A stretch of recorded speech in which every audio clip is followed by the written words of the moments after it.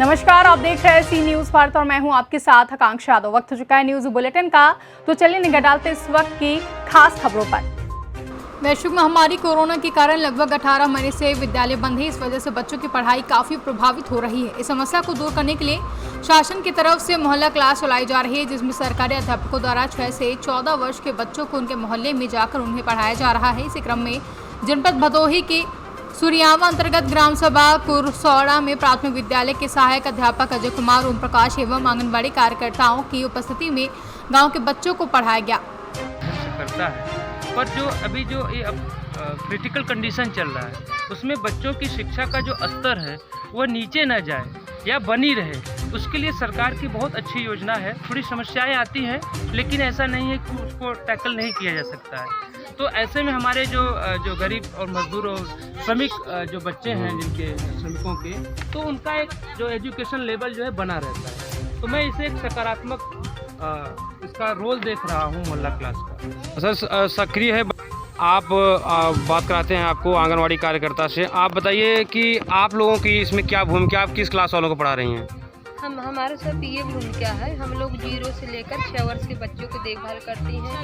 इसमें गर्भवती से लेकर धात्री और 7 माह से 3 वर्ष के बच्चे, 3 से 6 वर्ष के बच्चे को मान लें जैसे उनको पोषाहार दिया जाता है। कुपोषित बच्चों को NRC पर ले जाकर इलाज करवाते हैं, और ये जो घर पे उनको खाना। भदोही से सी न्यूज संवाददाता शिवशंकर दुबे की रिपोर्ट। इटावा में थाना भरे क्षेत्र अंतर्गत चंबल एवं यमुना नदी में जलस्तर बढ़ने से नदी किनारे बसे गांव में बाढ़ की स्थिति उत्पन्न हो जाने के कारण बाढ़ के पानी में फंसे व्यक्तियों एवं उनके पालतू जानवरों तथा थाना भरे पुलिस द्वारा रेस्क्यू कर स्टीमर की सहायता से सुरक्षित स्थान पर सभी को पहुंचाया जा रहा है। वहीं वरिष्ठ पुलिस अधीक्षक इटावा डॉक्टर ब्रिजेश कुमार सिंह द्वारा जनपद के विभिन्न थाना क्षेत्रों में बाढ़ की स्थिति से निपटने के लिए थाना प्रभारियों को निर्देशित किया गया। इटावा से सी न्यूज संवाददाता सत्यदेव शर्मा की रिपोर्ट।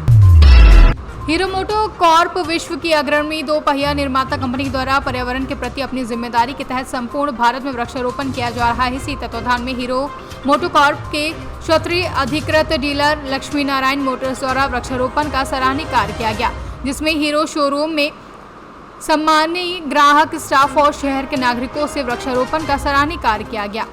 आपने वृक्षारोपण किया है, उद्देश्य क्या है?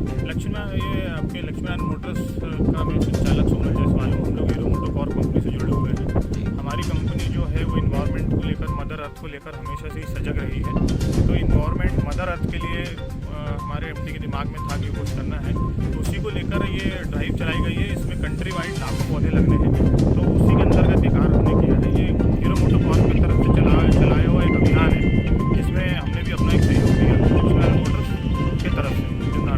जुनारदेव से कैमरा पर्सन सानू के साथ वीरेंद्र अग्रवाल की। ललितपुर मनावरा ब्लॉक के अंतर्गत ग्राम रनगांव में प्रधानमंत्री गरीब कल्याण अन्न योजना के अंतर्गत निःशुल्क राशन वितरण किया गया, जहां प्रधानमंत्री गरीब कल्याण अन्न वितरण कार्यक्रम का आज कई जिलों में आयोजन किया गया। ललितपुर से सी न्यूज संवाददाता महेंद्र की रिपोर्ट। प्रतापगढ़ सेना के शहीद जवान चंद्रलोक तिवारी के शहीद होने की खबर पाकर और उनके साथ प्रशासन के द्वारा पूरी तरीके से निष्क्रियता बरते जाने पर आज उनके निज निवास पोरे पांडे दीवानगंज थाना कंधई प्रतापगढ़ पहुंचकर अपने संगठन के जिला अध्यक्ष विनोद चतुर्वेदी, जिला उपाध्यक्ष मनोज दुबे, हर्षित मिश्रा, विजय पाठक अन्य पदाधिकारियों के साथ पहुंचकर श्रद्धांजलि अर्पित की है और उनके परिवार से शासन प्रशासन के द्वारा दी जा रही मदद के बारे में जानकारी ली। तो परिवार के सदस्यों के लोगों के द्वारा बताया गया कि यहाँ का कोई भी ना तो पुलिस के अधिकारी और ना ही किसी मंत्री विधायक ने हमारे घर ना पहुंचने से हमारा पूरा परिवार आहत है और बहुत बड़ा दुख है कि यह बड़ी दुख की घटना में शासन प्रशासन और राजनेताओं के द्वारा उपेक्षित किए जाने के कारण हम लोग अपने आप को असहज महसूस कर रहे हैं और सरकार द्वारा भेदभाव की राजनीति की जा रही है। प्रतापगढ़ से सी न्यूज संवाददाता रोहित जायसवाल की रिपोर्ट। बरेली सहित प्रदेश में वकीलों पर हो रहे लगातार शोषण को लेकर बार सचिव अपने अधिवक्ताओं की समस्याओं को लेकर SSP ऑफिस पहुंचे, लेकिन इस बीच SSP ऑफिस में SSP से मुलाकात नहीं हुई। इसके बाद उन्होंने उपलब्ध अधिकारियों से बात करने का प्रयास किया। आरोप है कि उन्होंने अभद्र व्यवहार करते हुए उन पर फर्जी मुकदमा लिखने की धमकी देते हुए SP ऑफिस के अंदर से भगा दिया, जिसके बाद तमाम अधिवक्ता धरने पर बैठ गए और नारेबाजी कर विरोध करने लगे। SSP ऑफिस में वकीलों ने जमकर पुलिस मुर्दाबाद के नारे लगाए। वही मामला था आज बरेली बार के सचिव VP ध्यानी वकीलों की अलग अलग थानों की समस्याओं को लेकर एसएसपी बरेली के पास आए थे, जहां एसएसपी बरेली के अनुपस्थिति में सीओ आशीष प्रताप सिंह ने वकीलों की ज्यादा संख्या देकर भड़क गए और सभी के खिलाफ शांति भंग की कार्रवाई के लिए कहा। इसी बीच पर बार सचिव और सीओ के बीच हॉट टॉक हो गई।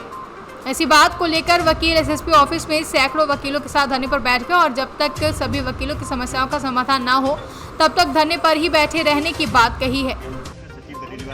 क्या मामला है, धरने पर बैठे हैं आप? क्या हमारा ये है विगत कई दिनों से अधिवक्ताओं पे लगातार हमले हो रहे थे और वो अगर रिपोर्ट के लिए आते थे पुलिस सबसे पहला मामला था। पहले अधिवक्ता आमिर खान थे, 1/8 को उनके संग मारपीट की गई, थाने में तहरीर दी गई। 151 में पुलिस ने उनका भी गंभीर चोटें आई थी, करने के बाद भी आज तक पुलिस द्वारा रिपोर्ट नहीं लिखी गई।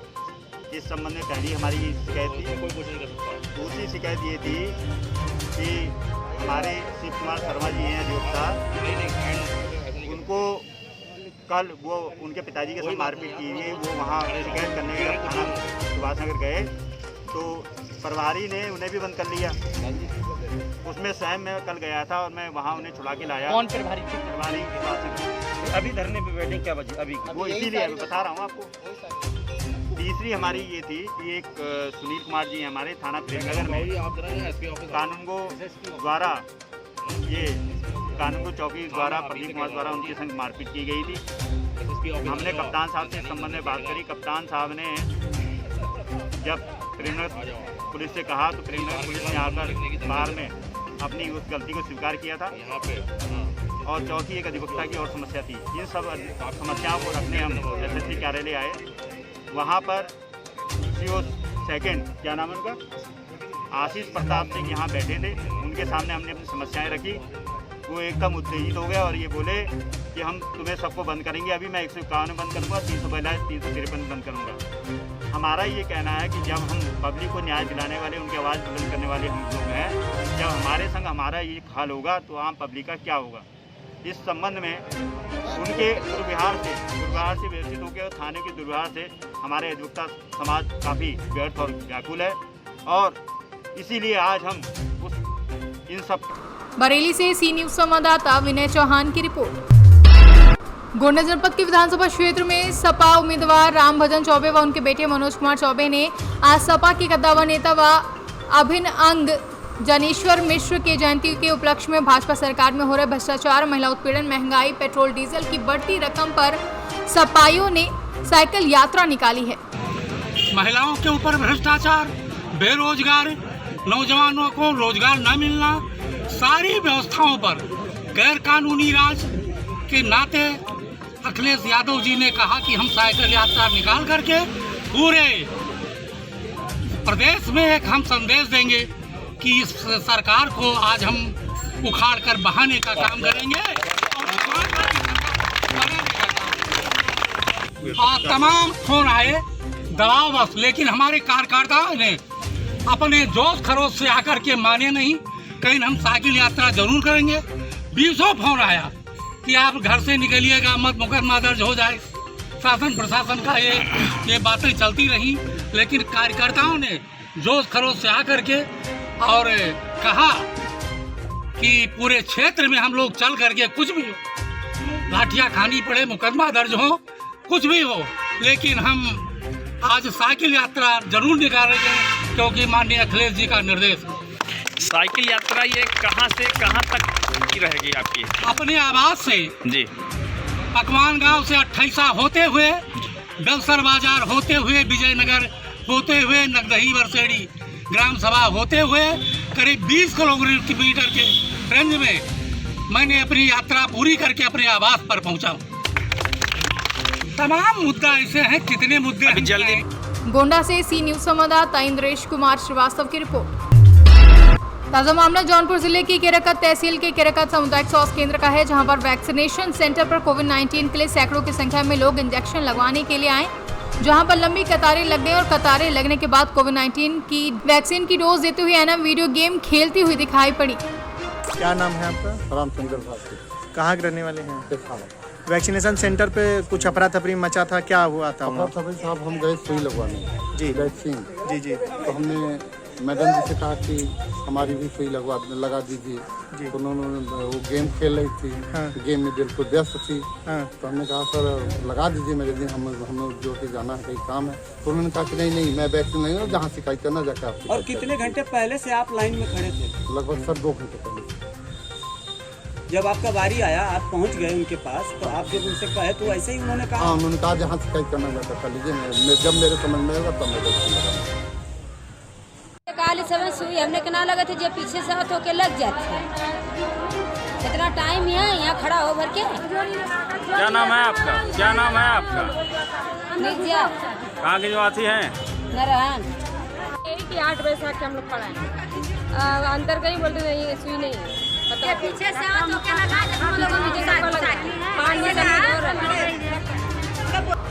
जौनपुर से सी न्यूज संवाददाता प्रवीण कुमार की रिपोर्ट।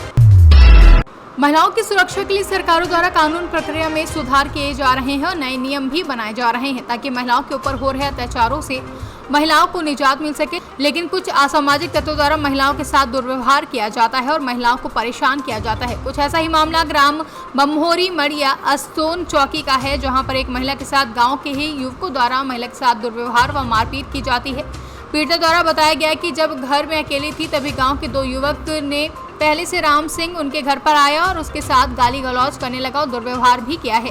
जब महिला द्वारा विरोध किया गया तो उसका दूसरा साथी भी पहुंच गया और महिला के साथ दोनों ने मिलकर मारपीट करना शुरू कर दी। महिला द्वारा चीखने पर आस पड़ोस के लोग इकट्ठा हुए। वहीं ये दोनों युवक मौके से फरार हो गए हैं। क्या हुआ? राम सिंह आए थे 8 बजे, हम घर पर आते तो हमें गाली वाली दाई और फिर अंदर से आ गए थे, हमें मारा पीटी किया, हमें काटे थी। क्या वजह है? उल्टा सीधा बोला। पहले से कोई विवाद था क्या? नहीं था, कुछ नहीं हुआ। क्या कह रहे थे वो लोग? क्यों मार रहे थे? क्यों मार रहे थे? खेत पे हम। क्या खेत का क्या विवाद? खेत पे, उनके खेत पे हम लेकर आए पूजे लेके चारे के। तो वे लोग कह रहे थे कि हम निकला नहीं दे। इसकी शिकायत कहाँ की आपने? इसके शिकायत हमने अस्तोन चौकी किया था, दरोगा साहब ने कोई सुनाई नहीं किया। वो आपको खेत से निकलने नहीं दे रहे? नहीं, हमें नहीं निकलने दे रहे। खेत किसका है वो? खेत उसी का है, राम सिंह का है, उसके पीछे हम आए हैं। अच्छा, आपके साथ मारपीट कौन ने? अनुराग ने और राम सिंह ने। किन चीजों से मारा? 8 बजे। किन चीजों से मारा? लाठी। टीकमगढ़ से सी न्यूज संवाददाता गिरीश कुमार खरे की रिपोर्ट। फिलहाल के लिए न्यूज बुलेटिन में बस इतना ही। देश और दुनिया की तमाम बड़ी खबरों के लिए देखते रहें सी न्यूज भारत।